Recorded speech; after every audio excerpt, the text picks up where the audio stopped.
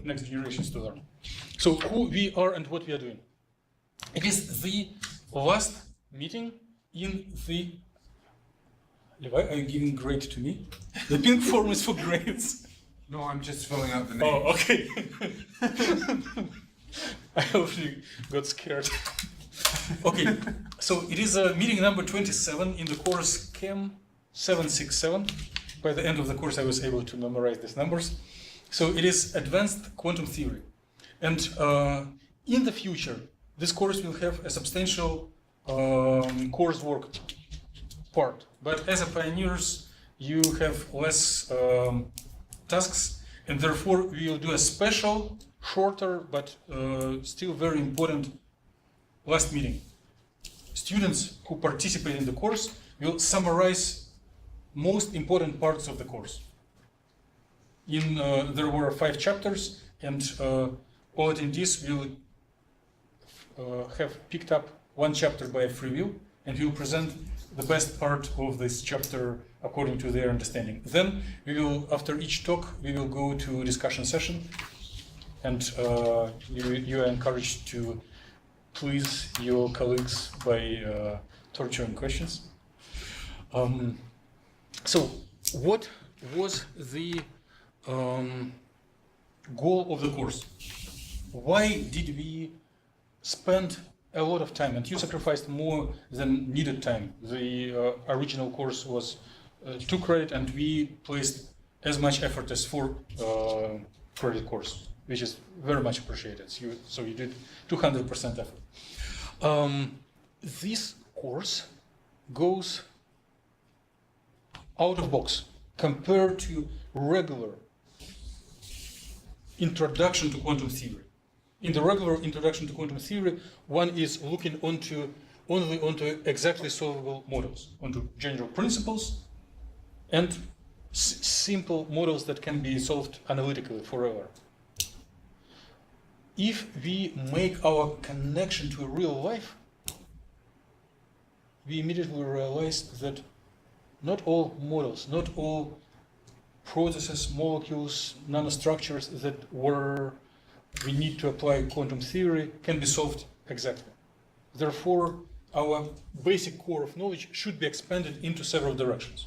So what we were doing during the course, we were expanding in 5 directions, although there are more than 5. So what if we have several exactly solvable models coupled to each other or just placed together? And it will be first chapter, first presentation. Then what if the energy operator of the exactly solvable model is slightly changed by so-called perturbation? This will be the second chapter. Then what if the model is being shaped in a delicate way, periodically? This will be the third chapter. Then what if it is shaped without delicacy? What is if it is wildly shaped? If the external field driving system crazy? It will be the fourth chapter, and the last one will be, here are the this apostrophes, which tells there is no violation of conservation of energy, but what is considered in the 5th chapter looks very much like violation of conservation of energy. So it deals with dissipation of energy away from the system, irreversible processes. And this goes definitely beyond the exactly solvable models. So I was doing it at 3 a.m. So some of you may ask yourself a question: why did I spend so much time sitting here? Do I get any benefit rather than driving my blooming young brains? There should be benefit in addition to academic development. So the contents of the course has purpose to help you in your research. So your background to methods will help you to generate new research results, hopefully. And in your academic life, which you presumably chosen since you are in graduate school, you will write manuscripts that will contain description of your results and description of your methods. And then after you have written your manuscript, you are sending it to a blind review, where sometimes friendly, sometimes aggressive, bloodthirsty reviewers trying to criticize what you have written. And your purpose as stand-alone, as growing independent researchers, is to keep the strike or learn how to protect it. Very often, the reviewers will put under the doubt the methodology that you have used.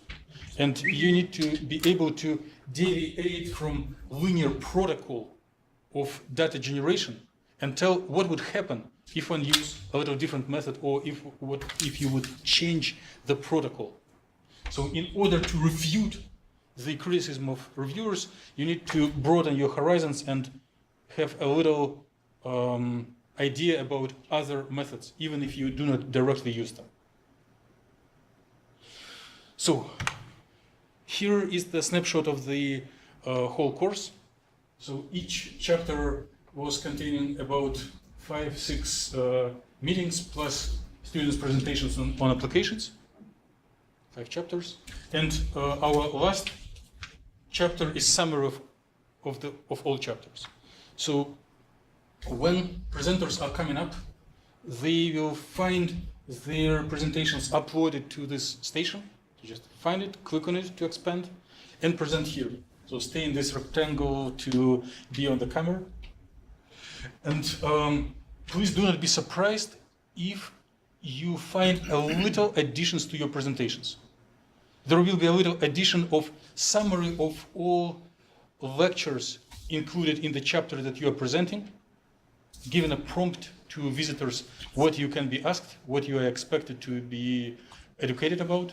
And at the end, there is a list of applications that were presented by attendees of the class at the end of each chapter. It also gives out-of-the-box thinking of how the discussion can be pursued. So the minimum time for presentation is 3 minutes. So no one will be criticized for being too short, but the discussion time is not much limited. So the shorter your presentation, the longer is the discussion.